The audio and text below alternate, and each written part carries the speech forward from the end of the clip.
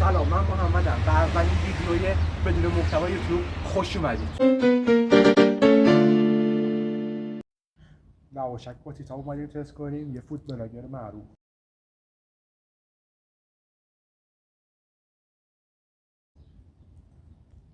مازه خاله عالی میده، مازه گوم. بریم دوست بده من دوست عزیزم امتحان کنه. بفهمم. دوستم بریم امتحان.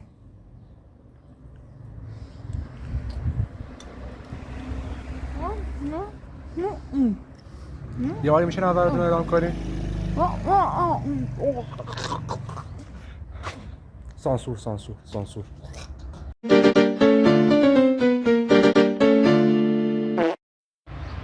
واقعا دیگه هیچ کانتنتی ندارم برای ویدیو. همین این بچه کار کنیم. خدا بزرگه.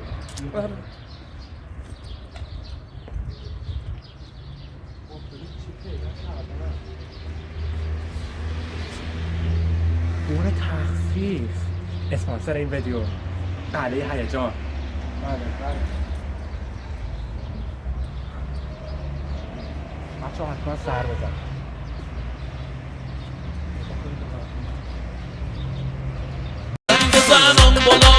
اینم از شانس ماست. هیچکی نیست، شهر عجیبیه. دقیقا.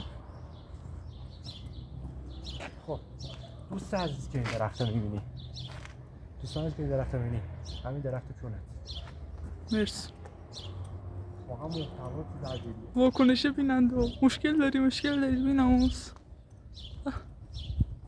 گل دوستان گل. ریاکت منو بگیر، ریاکت منو برو عقب. مرسی. خب دوستان محمد جی اچ که تازه یوتیوب را شروع کرده و از من لایکش کنید، سابسکرایب. بنبست بهار.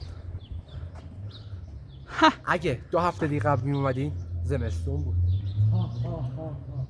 خیلی اینشون نمکه دوستان. این درخت رو ببینید، همین تیکونت.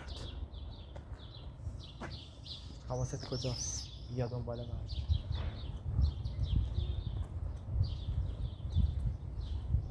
هیچ کانتنتی ندارم. 8 دقیقه نشد؟ بچه صدای پا میاد. دوستان یادم هنوز نرفته قلعه هیجان اسپانسر این ویدیو. منطقیه. اسپانسری که یک کیک و یک لواشک خرج این ویدیو کرد. او زحمت های فراوانی کشید برای این کیک و یک لواشک. درخت ها رو میبینید.